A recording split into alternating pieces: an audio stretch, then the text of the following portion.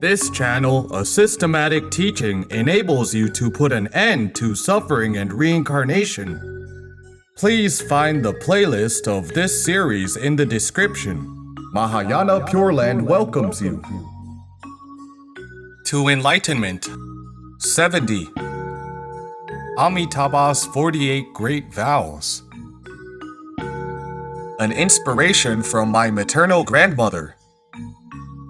Nowadays, people are mostly tempted by wealth, lust, fame, eating, and sleeping, particularly the first two, wealth and lust. Our Shifu expressed this situation in a very humorous way. Our society is ruled by two wolf deities. What are these two wolf deities? One is Wealth Wolf, the other is Lust Wolf. No one will be exempt from being depraved in front of these two wolf deities.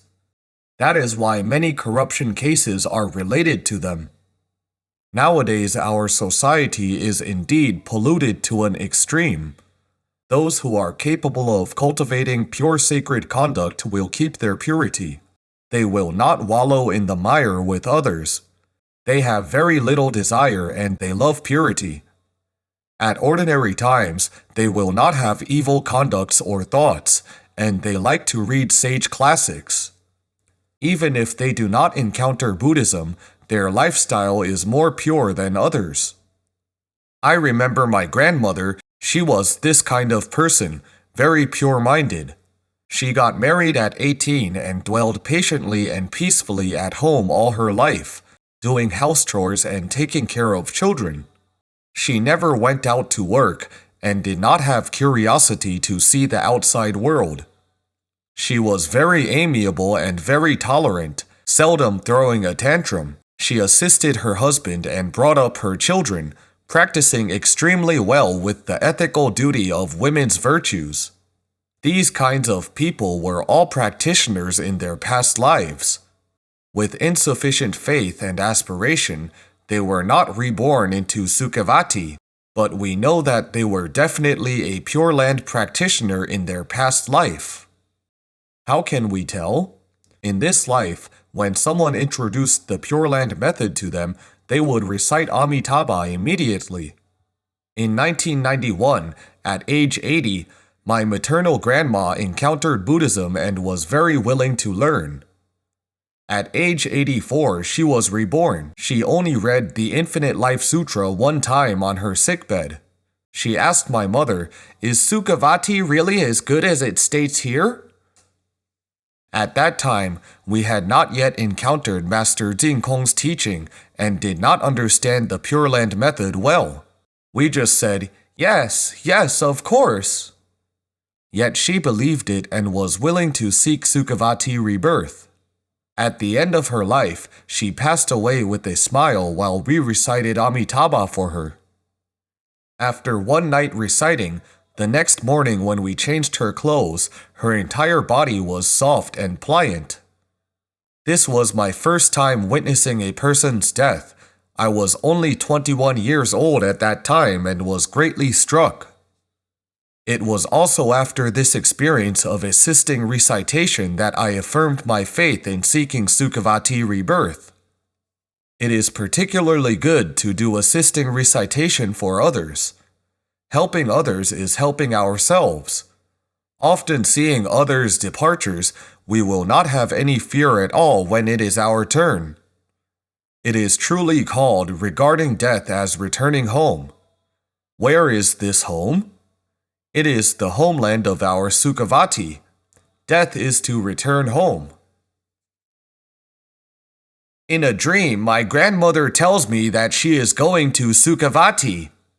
Later, my mother led me to use all the money and belongings left by my grandma to do dāna for disaster relief, helping the poor, printing scriptures, producing free distribution materials of dharma, donating to temples, and liberating animals, etc. Having worked hard for several weeks, we were truly making merits earnestly for her. Since then, we have become vegetarians. The third week after her departure, in the dorm of my college, Sun Yat-sen University in Guangzhou, I dreamt of her one night. It was a very clear dream. She was in an old house where we lived in the past. She sat double cross-legged on her small bed. I felt very strange in the dream because my grandma was injured when she was young. Her legs could not cross, not even single cross. Yet she sat with her legs double crossed in my dream. I felt very curious but did not ask. My grandma said to me, "Now I am going to be reborn into Sukhavati. Please recite Amitabha to accompany me part of the way." I felt very happy in my dream and said, "Okay, I will recite Amitabha for you now." I then recited Amitabha loudly for her. At last, the sound of my own recitation woke me up. I looked at my watch. It was 3 a.m. That dream was especially clear, not like a regular dream. A regular dream I usually do not remember, but now, almost 20 years have passed. This dream is still very clear when I recollect it. Our Shifu, Master Jin Kong, said, "Often one would inform you when he is going to be reborn, or he would tell you before his departure, saying that Amitabha is coming to escort me." It is just like what laity Huang Jinshen did. He informed others before his departure. This belongs to people with great fortune. His physical body was still okay and still quite full of energy. He told others that Amitabha is coming to escort me in 2 days. And he did pass away in 2 days. This is a real rebirth. The other situation is that he may be very weak at that time, just like my grandmother who was really weak at the end of her life, only making bowel movements and not being able to eat. These kinds of people, if you implored them to inform you, would usually tell you through a dream to confirm their rebirth. This kind of rebirth is also a true rebirth. After my grandmother's rebirth, one time my mother and I met a Qigong master who may have obtained somewhat celestial eyes. He saw that there was a very amiable elderly lady above my head. He told us that this elderly lady is in a lotus world and is particularly compassionate. I showed him my grandmother's picture and asked him, "Is this the one you see?" He said, "Yes, she looks exactly like this." Therefore, I knew that my grandma was in the lotus flower of Sukhavati, the world of ultimate bliss. In Sukhavati, we must know we can come back any time. We are an avai-vartika bodhisattva. Even if we are born into a low grade, low rank, we will have Amitabha's blessing. When we want to come back, just within one thought, we would be here. Observing any families and friends who need our help, we would be able to help them secretly.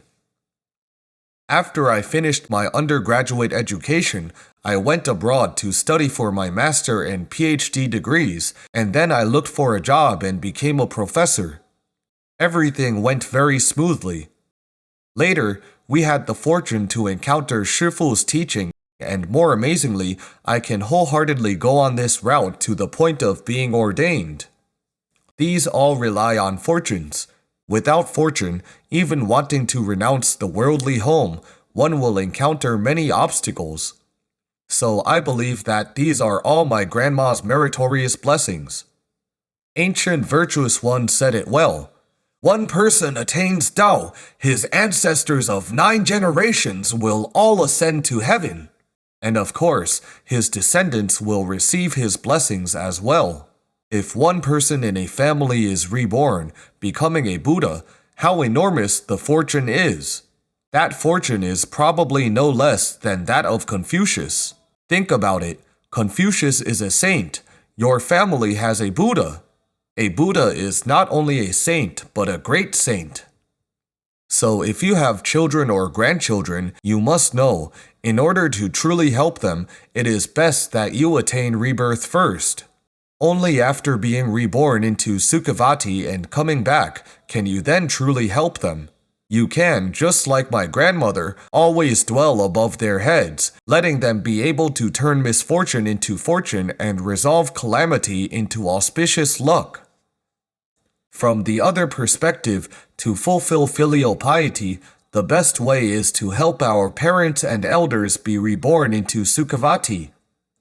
When you help them, you yourself will also obtain genuine fortune. This is truly phenomenal. Supreme sacred conduct, eradicating lust. The higher the realm you reach, the lighter your lust will be. We can observe this even in our human realm.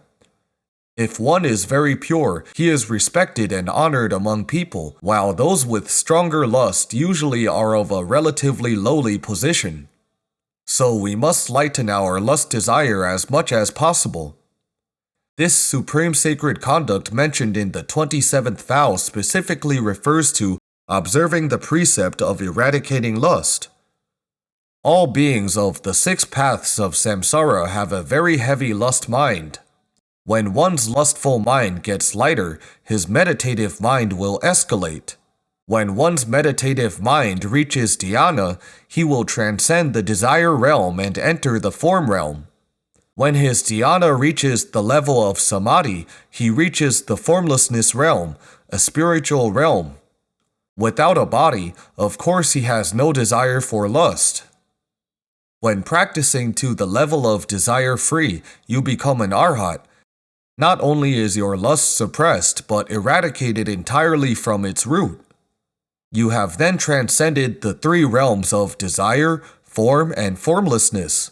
Think about it. Can we make it on our own? When pondering my own level, I know it is difficult. When encountering a test, my heart will still move and I will still give rise to thoughts. It is not easy. What can we do? We can rely on the Pure Land method to transcend the 3 realms sideways. With this method, I still have a hope to be saved. I have no clue how much better you are than me. If not much better, you should practice the Pure Land method with me. Otherwise, to transcend the 3 realms, it is really as an ancient poem described, more difficult than to ascend to the sky. The Pure Land method relies on Amitabha's compassion and the blessing of his great aspiration to let us have hope to transcend the sea of misery in this life. We must rely on Buddha's power to practice supreme sacred conduct as much as possible, minimizing our lustful thoughts to the lowest point. In regards to the life enjoyments such as wealth, lust, fame, eating, and sleeping, we must set a low standard. As a practitioner, we should not pay attention to these things. We should be satisfied with our life as long as we have enough to eat, enough to wear, and a small house to shelter us from the wind and rain. The best way to eradicate desire: recite Amitabha and listen to sutra teachings. So, constantly practice supreme sacred conduct refers to reciting Amitabha to seek Sukhavati rebirth.